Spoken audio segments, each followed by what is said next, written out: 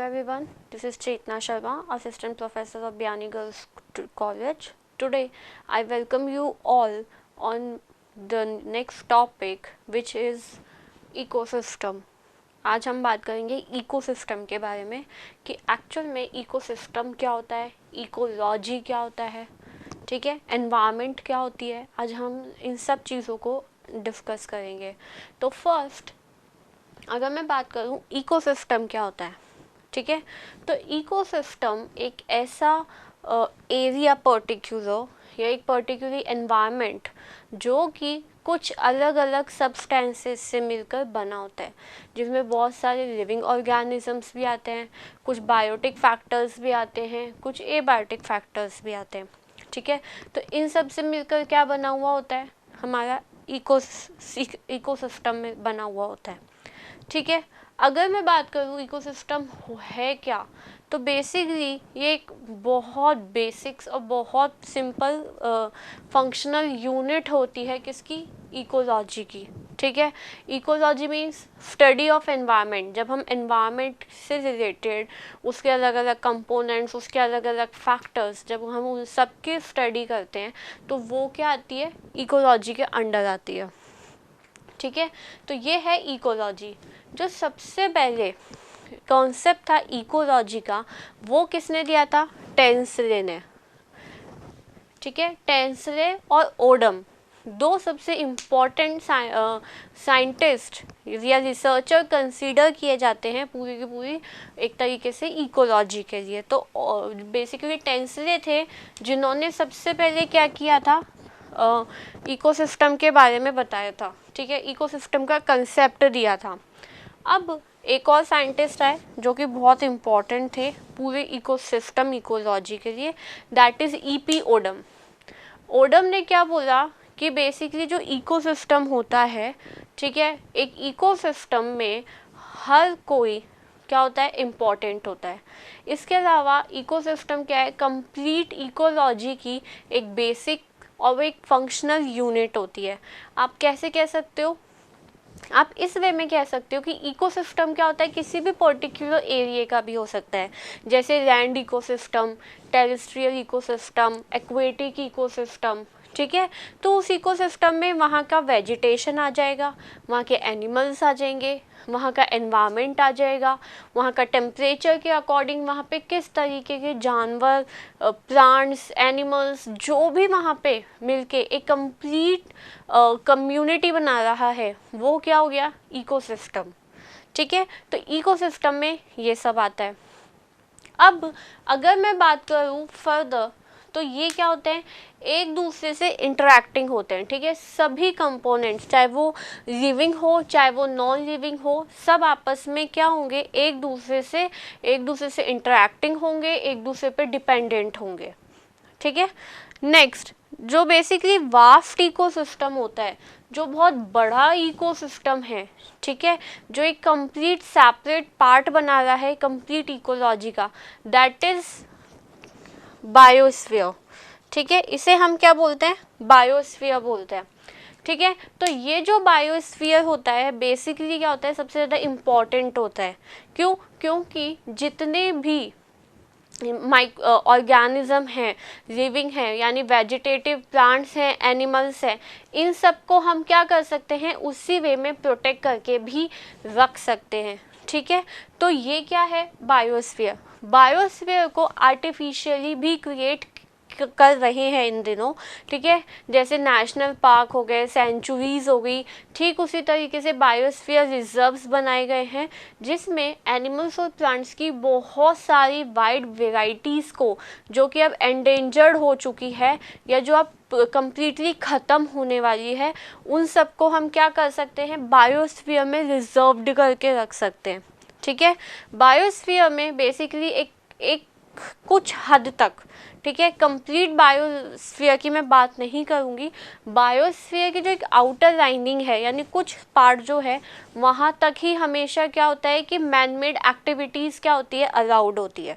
उसके अलावा कभी भी किसी भी तरीके की मैन मेड एक्टिविटीज़ वहाँ पे अलाउड नहीं होती है, ठीक है। तो बायोस्फीयर रिजर्व्स या बायोस्फीयर बेसिकली नेचुरल भी होता है और आर्टिफिशियली भी इस टाइम में क्रिएट किया जा रहा है। अगर मैं बात करूँ इकोसिस्टम की, तो इकोसिस्टम बेसिकली दो तरीके का होता है, नेचुरल और आर्टिफिशियल। ठीक है। नेचुरल की अगर मैं बात करूँ, यहाँ दो चीज़ें आएंगी बेसिकली, फ्रेश वाटर और आएगा मराइन वाटर। ठीक है।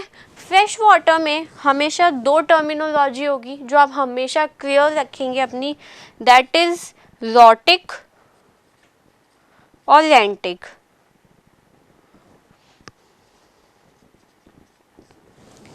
रॉटिक और लैंटिक दो टर्म होंगी जो फ्रेश वाटर में आएंगी। रॉटिक हमेशा होगा running water, like rivers, like lakes. ठीक है। और लैंटिक हमेशा क्या होगा, स्टैग्नेंट वाटर, पॉन्ड, स्ट्रीम्स। ठीक है। छोटे छोटे पॉन्ड्स जो जगह जगह मिट्टी के कटाव की वजह से बन जाते हैं, तो ये सब हमेशा किस में कंसीडर होंगे, फ्रेश वाटर इकोसिस्टम में। फ्रेश वाटर इकोसिस्टम में सॉल्ट कंसंट्रेशन या मैं बोलूँ सैलिनिटी बहुत कम होगी। बहुत कम का मतलब बिलो द एवरेज, ना के बराबर होगी।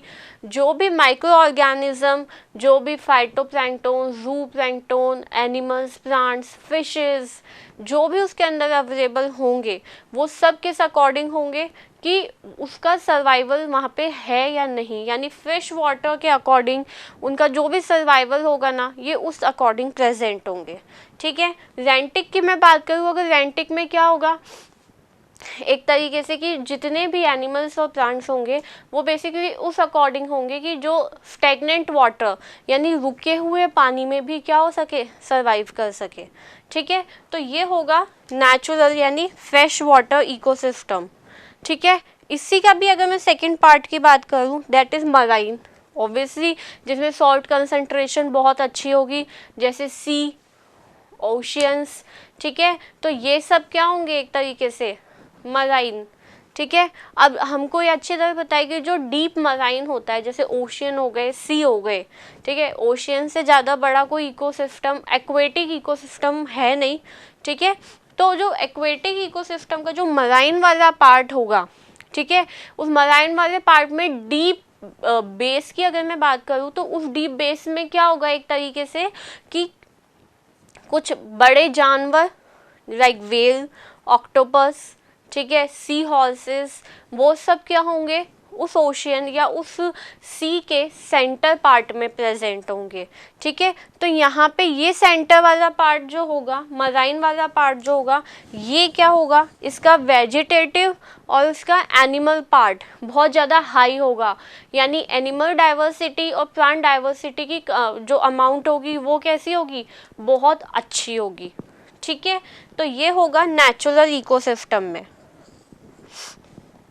अब अगर मैं बात करूँ आर्टिफिशियल इकोसिस्टम की, ठीक है, तो आर्टिफिशियल इकोसिस्टम क्या होगा, जो ऑब्वियसली ह्यूमन बनाएगा, जो मैन मेड होगा। ठीक है। तो अगर मैं मैन मेड आर्टिफिशियल की मैन मेड इकोसिस्टम की बात करूं, तो मैन मेड इकोसिस्टम में कौन आ गया, एक्वेरियम सबसे बेस्ट एग्जाम्पल है। ठीक है। प्लांट्स भी होते हैं, फिशेस भी होती है, अलग अलग वेराइटीज़, अलग अलग स्पीसीज की फिशेस भी होती है।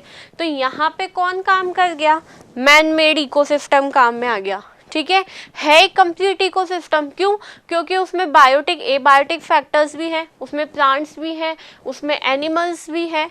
ठीक है। लिविंग नॉन लिविंग दोनों चीज़ें उसमें क्या है, इक्वली प्रेजेंट है। तो यहाँ पे आर्टिफिशियल में कौन आ गया, मैन मेड।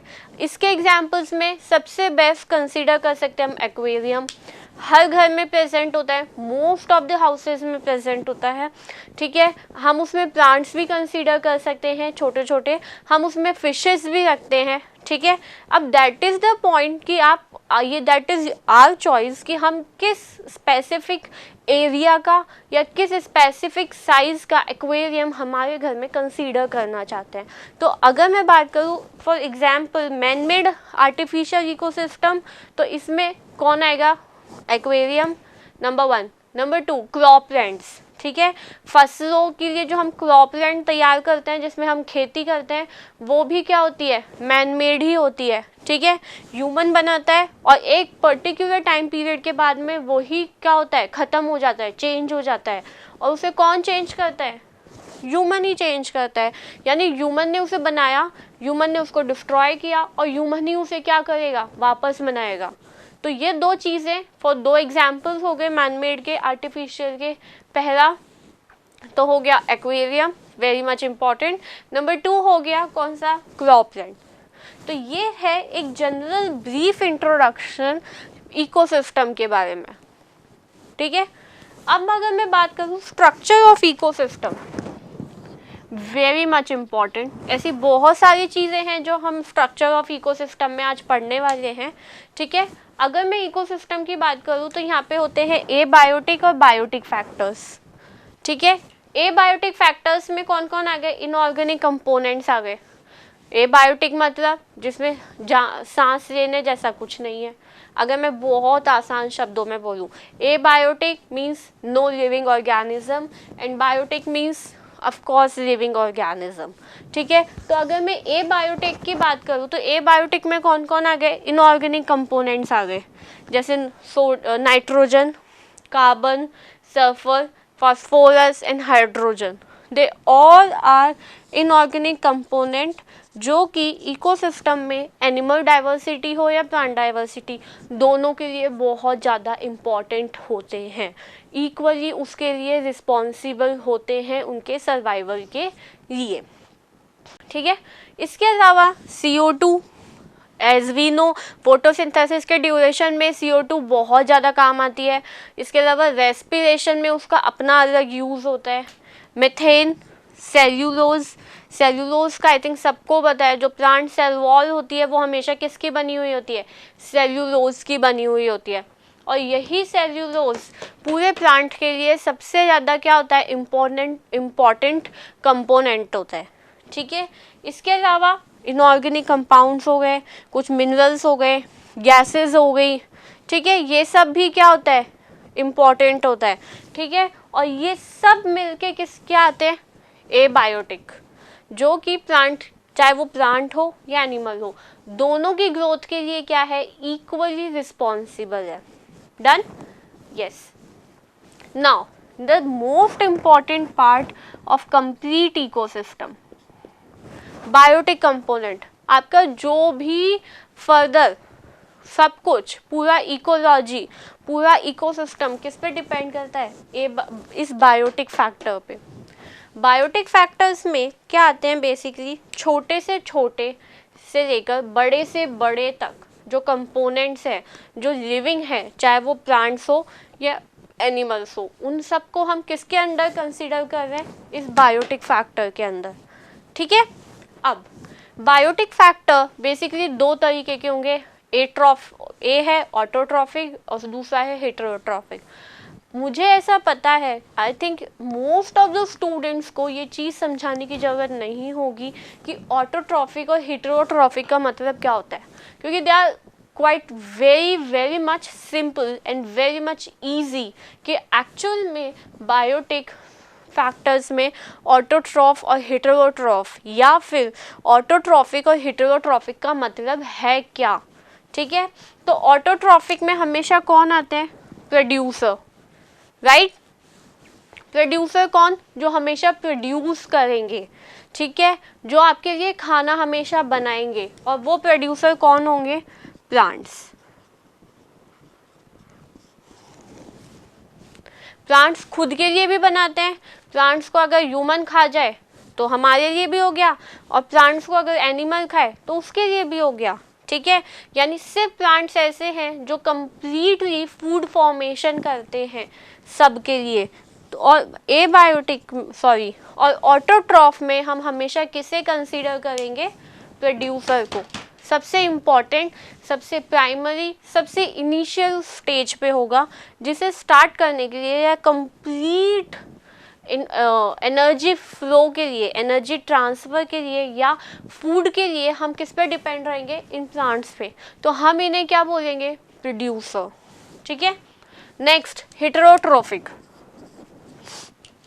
हेटेरोट्रॉफिक थोड़े से अलग होते हैं, ठीक है। ये हम दो पार्ट्स में बेसिकली डिवाइड कर सकते हैं, macro consumer and micro consumer, ठीक है।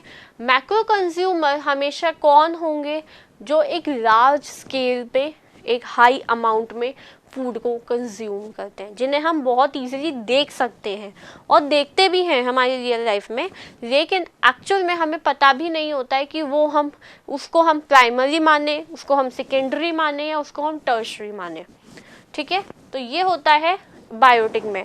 तो अगर मैं हेटेरोट्रॉफिक की बात करूं तो हेटेरोट्रॉफिक में सबसे पहले कौन होंगे, हेटेरोट्रॉफिक का मतलब क्या होगा, जो दूसरों के थ्रू अपना फूड लेते हैं, ठीक है। जो हमेशा दूसरों के थ्रू अपना फूड लेंगे वो क्या होंगे, हेटेरोट्रॉफिक होंगे। वेरी मच क्लियर, ठीक है।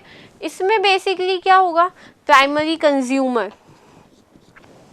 प्राइमरी कंज्यूमर वो होंगे जो प्रोड्यूसर को खाएंगे, लाइक ऑब्वियसली कैटल्स, गाय भैंस बकरी, ठीक है। नॉर्मल कैटल्स जो भी होंगे वो किसके कंसीडर होंगे, कंज्यूमर के, प्राइमरी कंज्यूमर के, करेक्शन, ठीक है। तो कैटल्स या डायरेक्टली प्लांट्स को खाने वाले एनिमल्स को हम किसके अंदर रखेंगे, प्राइमरी कंज्यूमर में। फिर अगर मैं बात करूँ सेकेंडरी कंज्यूमर, तो सेकेंडरी कंज्यूमर में कौन आएगा, carnivorous, lion, tiger, jackal, hippo, ठीक है, जो कि किसको खाएंगे, प्राइमरी कंज्यूमर को। समझ गए, यानी प्राइमरी कंज्यूमर को किसने खाया, प्रोड्यूसर ने, प्राइमरी कंज्यूमर को किसने खाया, सेकेंडरी ने, ठीक है। और सेकेंडरी को कौन खाएगा, टर्शरी कंज्यूमर। जैसे टर्शरी कंज्यूमर इट मीन्स जैसे कि क्या हो गया, एक तरीके से अगर मैं बात करूं ओमनिवोर्स, ठीक है। प्राइमरी कंज्यूमर, टर्शरी कंज्यूमर में कौन हो गए, ओमनिवोर्स, जो कि क्या करते हैं, प्लांट्स को भी खाते हैं एज वेल एज एनिमल्स को भी खाते हैं, जस्ट लाइक ह्यूमंस, ठीक है। हम पेड़ पौधे भी खाते हैं, हम एनिमल्स भी खाते हैं, तो वी आर ओमनिवोर्स, ठीक है। और हम किस कैटेगरी में आते हैं, टर्शरी कंज्यूमर की कैटेगरी में आते हैं। तो ये हो गए हमारे क्या, मैक्रो कंज्यूमर्स, डन। अब इसके बाद में एक और चीज आती है, दैट इज माइक्रो कंज्यूमर। ये माइक्रो कंज्यूमर कौन होता है, डीकम्पोजर्स, सैप्रोफाइट्स, ठीक है। इसमें एक और टर्म हम जिसको डिस्कस करेंगे, that is the parasite. Fine, consumer basically saprophyte और पैरासाइट होंगे। सैप्रोफाइट बेसिकली वो होंगे जो मरे हुए, डेड से अपना न्यूट्रिशन, अपना लाइफ साइकिल उस पे के ऊपर क्या करेंगे, ख़त्म करेंगे। अगर मैं बहुत कम शब्दों में इसको समझाऊं तो जो क्या होंगे, सड़े गले मरे हुए जानवरों से अपना भोजन, अपना न्यूट्रिशन को गेन करेंगे, प्राप्त करेंगे। दे आर सैप्रोफाइट्स, ठीक है। इसी के ही ऑपोजिट में है पैरासाइट। तो पैरासाइट क्या होंगे, जो लिविंग से अपना न्यूट्रिशन लेंगे, जो ज़रूरी नहीं है कि जिसके ऊपर वो अपना, जिस होस्ट के ऊपर या जिस भी एनिमल, जिस भी प्लांट के ऊपर वो अपना लाइफ साइकिल ख़त्म कर रहे हैं, उसको वो हार्म करे ही करे। This is not just confirm, ठीक है। ऐसा कुछ नहीं होता है कि सैप्रोफाइट जिस भी लिविंग ऑर्गेनिज्म पे रहेंगे, चाहे वो ह्यूमन हो, चाहे वो प्लांट हो, चाहे वो एनिमल हो, उसको हार्म पहुंचाए ही पहुंचाए। वो बस अपना लाइफ साइकिल ख़त्म करेगा, अपना न्यूट्रिशन लेगा और चला जाएगा, वो आपको कभी हार्म नहीं करेगा। इसका सबसे बेस्ट एग्जांपल है ई कोलाई, जो हमारे खुद के इंटेस्टाइन में प्रेजेंट है और वो हमें कभी हार्म नहीं करता है। वो सिर्फ अपना काम करता है, अपना लाइफ साइकिल कंप्लीट करता है, अपना फूड लेता है, अपनी न्यूट्रिशन लेता है और मर जाता है, ठीक है। तो ये होता है किसमें, पैरासाइट में। अब अगर इस कंप्लीट बायोटिक को, या ये एक दूसरे पे इंटरडिपेंडेंट है, अगर मैं आपको इसको एक लाइन में समझाना चाहूँ तो मैं उसको किस तरीके से बता सकती हूँ कि होता क्या है बेसिकली।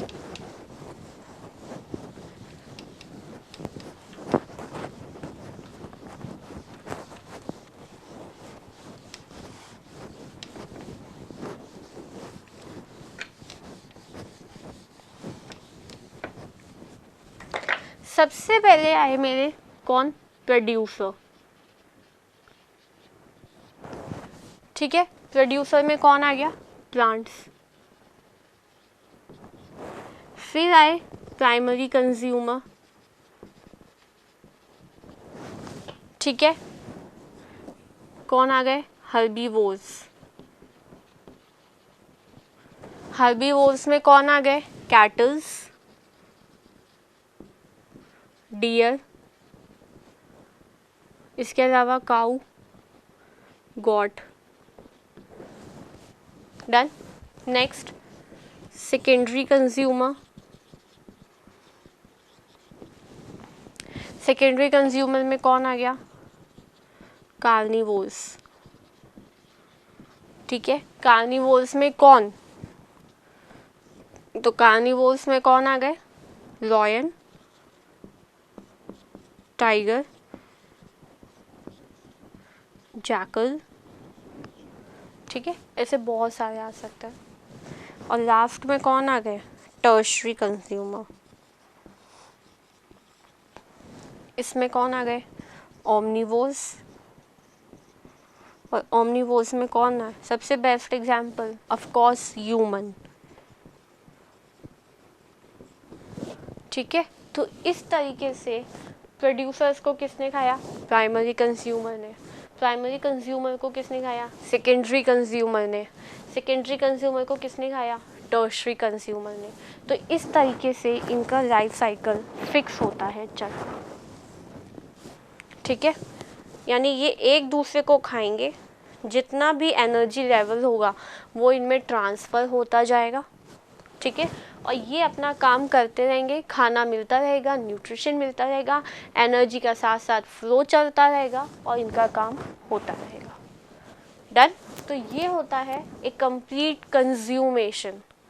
अब एक्चुअल में क्या होता है कि जैसे ये है फॉर एन एग्जाम्पल, ठीक है, मैं आपको सिर्फ एक एग्जाम्पल के तौर पे समझाऊँ तो प्रोड्यूसर्स क्या होते हैं, सबसे ज़्यादा हाई कंटेंट वाले होते हैं, हाई एनर्जी कंटेंट।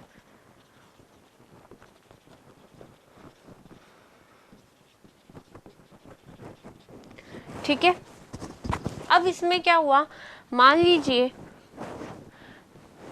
सबसे ज़्यादा हाई एनर्जी कंटेंट वाले हैं ये। इस हाई एनर्जी कंटेंट में प्रोड्यूसर्स को किसने खाया, कंज्यूमर ने। यानी प्रोड्यूसर्स के पास जो भी एनर्जी थी उस एनर्जी का कुछ परसेंट हिस्सा किसको मिल गया, कंज्यूमर को। और वो कुछ परसेंट कितना होता है, टोटल 10%। यानी प्रोड्यूसर के पास जितनी एनर्जी हो उसका 10% किसके पास चला गया, कंज्यूमर का। ठीक है, कंज्यूमर को, प्राइमरी कंज्यूमर को सेकेंडरी कंज्यूमर ने खाया, तो इसकी टोटल एनर्जी का इसके पास कितना आ गया, 10%। राइट, और सेकेंडरी का टर्शरी पे आ गया, यानी सेकेंडरी कंज्यूमर को टर्शरी ने खा लिया, तो ये किस पे आ गया, कितना एनर्जी कंज्यूम, 10%। तो ये 10% का जो काम हुआ ये हम क्या बोलेंगे इसको, एनर्जी ट्रॉफिक लेवल।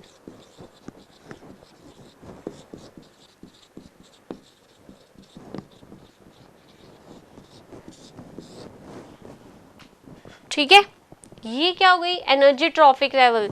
जिसने जिसको खाया उसका टोटल एनर्जी का 10% क्या हुआ, फर्दर वाले में ट्रांसफ़र होता गया।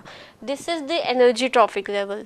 ठीक है, आगे क्या होता जाएगा, आगे बढ़ता जाएगा, काम करता जाएगा, आगे एनर्जी फ्लो होती जाएगी, अपना काम करता जाएगा, फिर आगे एनर्जी फ्लो होती जाएगी, अपना काम करता जाएगा। ठीक है, ये है एक कंप्लीट एनर्जी फ्लो डायग्राम। ठीक है, अब इसमें एक और चीज़ आती है जो मैं आपको अभी बताती हूँ। दो टर्मिनोलॉजी जो आपने बहुत अच्छे से सुनी होगी, एंड दैट इज़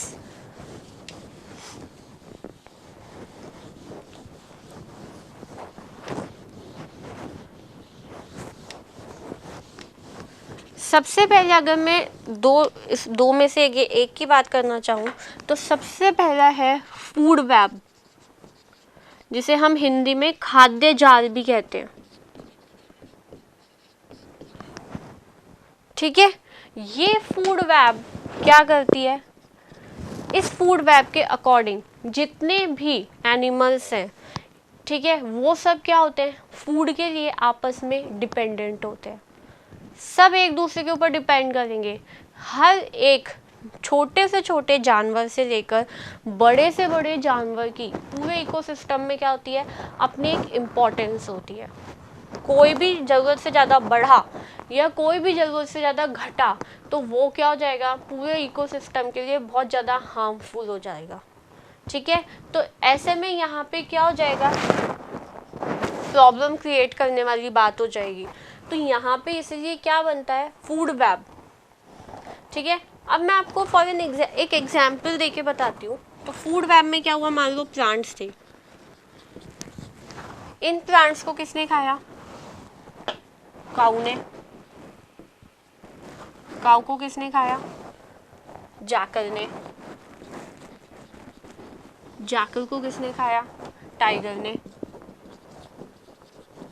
टाइगर को किसने खाया, लॉयन ने। यानी अगर मैं बात करूं इनडायरेक्टली लॉयन ने खाया क्या है, प्लांट। ठीक है, उसने कुछ अलग नहीं खाया है, अगर मैं इनडायरेक्ट की बात करूं। इसके अलावा अगर मैं बात करूं और प्लांट्स को कौन खा सकता है, ऑब्वियस सी बात है, कोई रैट खा सकता है। रैट को कौन खा सकता है, मान लो कोई कैट भी खा जाए या कोई पिकॉक भी खा सकती है। कैट को कौन खाएगा, डॉग खाएगा। पिकॉक को कौन खा सकता है, जैकल। या जैकल को छोड़ दो एक बार आप, जैसे हिप्पो ने खा लिया। डॉग को कौन खा सकता है, जैकल। हिप्पो को कौन खा सकता है, टाइगर। और टाइगर को कौन खाएगा, लॉयन। ठीक है, यानी इनमें से अगर सब बेसिकली क्या है, एक दूसरे के ऊपर डिपेंड कर रहे हैं अपने फूड के लिए। ठीक है, this is food web.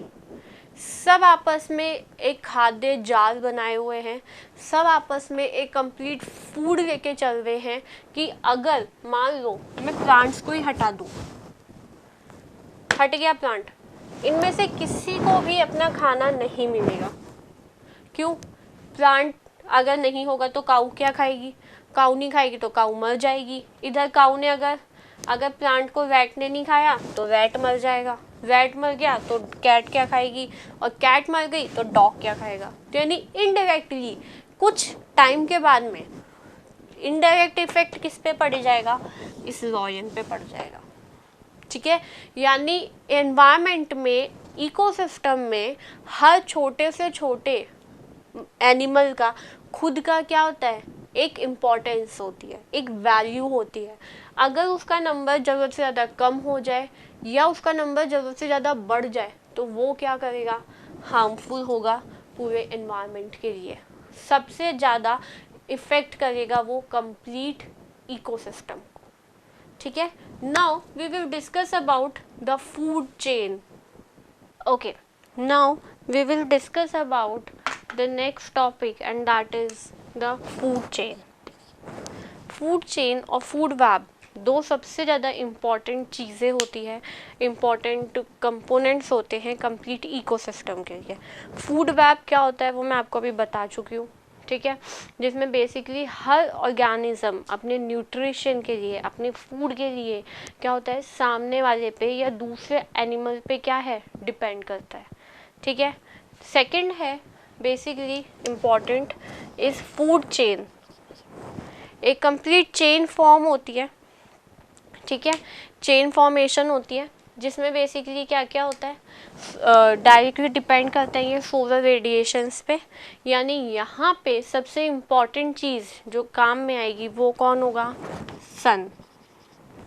Grazing food chain यानी चारा चरने वाले या हर्बीवोर या प्रोड्यूसर्स को कंज्यूम करने वाले एनिमल्स आएंगे जो कि डायरेक्टली अपनी एनर्जी के लिए किस पे डिपेंड रहेंगे, प्लांट्स पे।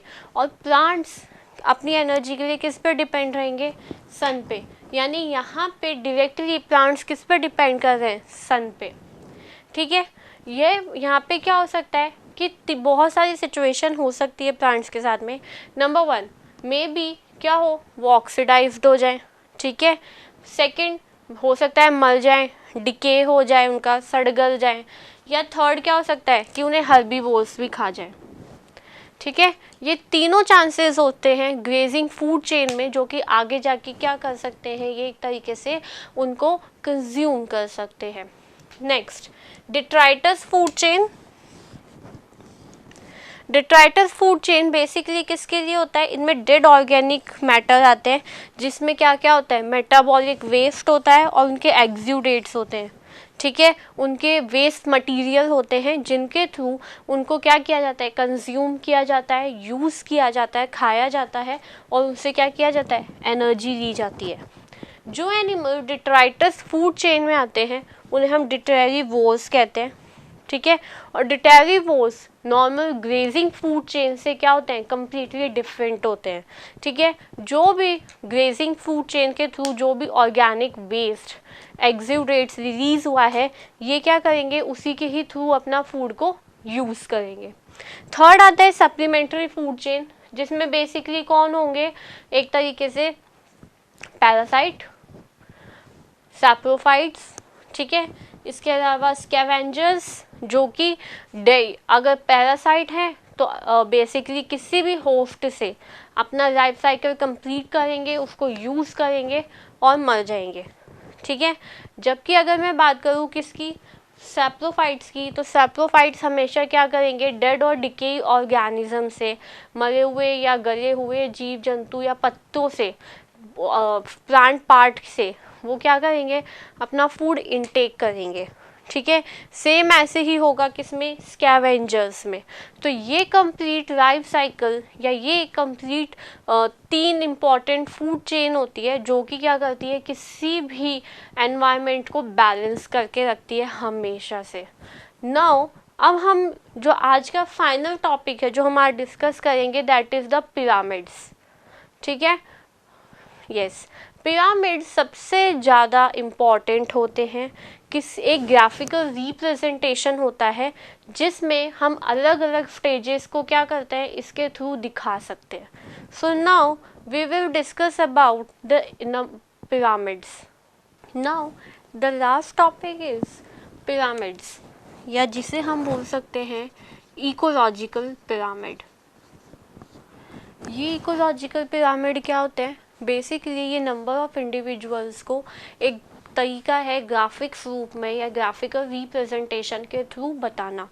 ठीक है, तो ये होते हैं इकोलॉजिकल पिरामिड्स।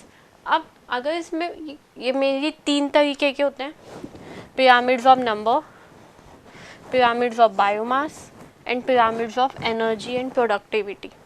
ठीक है, 3 तरीके के होते हैं।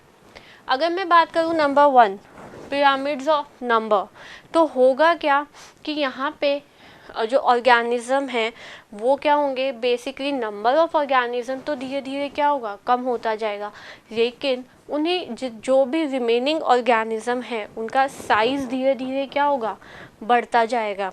तो ये होगा बेसिकली नंबर ऑफ पिरामिड्स में। ठीक है, नंबर ऑफ पिरामिड्स हमेशा अपवर्ड होंगे, सीधे होंगे। ठीक है, मैं चाहे ग्रासलैंड की बात करूं, चाहे फॉरेस्ट की बात करूं या ट्रॉपिकल की बात करूं, ऑलवेज एंड ऑलवेज जो बेसिकली नंबर ऑफ पिरामिड्स है, ठीक है, वो हमेशा क्या होगा, अपवर्ड होगा। ठीक है, यहाँ पे एक छोटा सा एक्सेप्शन होता है, and that is the parasitic food chain.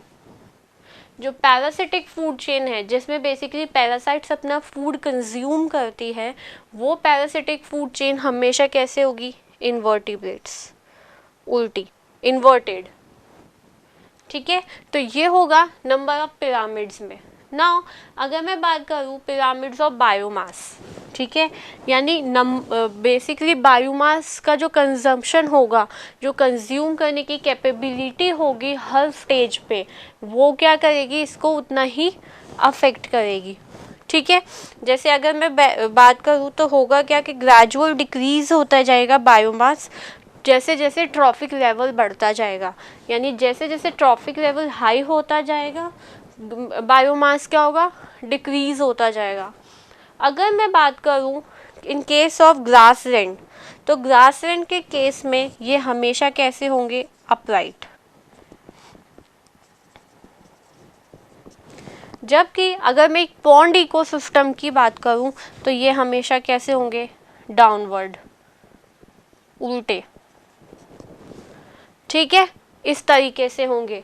Upright हमेशा ग्रासलैंड इकोसिस्टम होगा, डाउनवर्ड हमेशा पॉन्ड इकोसिस्टम होगा। ठीक है, तो ये क्या होंगे, इस तरीके से प्रेजेंट होंगे।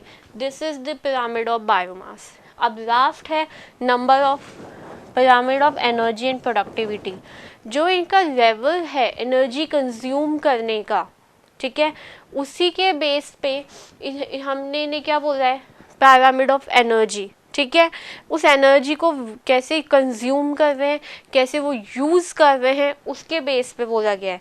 ठीक है, तो हर बेसिकली ये मैंने आपको अभी थोड़ी देर पहले भी बताया था कि टोटल एनर्जी का 10% क्या होता जाएगा, आगे आगे आने वाले ट्रॉफिक लेवल्स में वो क्या होगा, बढ़ता जाएगा। ठीक है, तो यहाँ पे ये भी क्या होगा, अपवर्ड या फिर राइट, या हम इसको सीधा सीधा लिखे तो अपराइट हो गया। ठीक है, तो ये हमेशा कैसा होगा, सीधा होगा, कभी भी इन्वर्टेड नहीं होगा। आपको हमेशा जो सबसे इम्पॉर्टेंट चीज़ ध्यान रखनी है, that is the grassland ecosystem. Aquatic में आप पॉन्ड इकोसिस्टम याद कर सकते हैं। ठीक है, तो अगर मैं बात करूँ नंबर ऑफ पिरामिड्स नंबर की, तो बेसिकली यहाँ पे फॉरेस्ट इकोसिस्टम हमेशा कैसा, अपवर्ड, स्ट्रेट। ठीक है, parasitic ecosystem downward, invertebrate. Done. अगर मैं बात करूँ पिरामिड ऑफ बायोमास, तो यहाँ पे बेसिकली ग्रासलैंड इकोसिस्टम के लिए ये कैसा होगा, अपवर्ड, जबकि पॉन्ड इकोसिस्टम के लिए ये कैसा होगा, डाउनवर्ड। ठीक है, नेक्स्ट अगर मैं बात करूँ किसकी, पिरामिड ऑफ एनर्जी। ठीक है, तो एनर्जी कंजप्शन का जो लेवल होगा, हर ट्रॉफिक लेवल पे उनका एनर्जी कंजप्शन क्या होगा, बढ़ता जाएगा। तो यहाँ पे प्रोडक्टिविटी या मैं बात करूँ पिरामिड कैसा हो जाएगा, अप स्ट्रेट।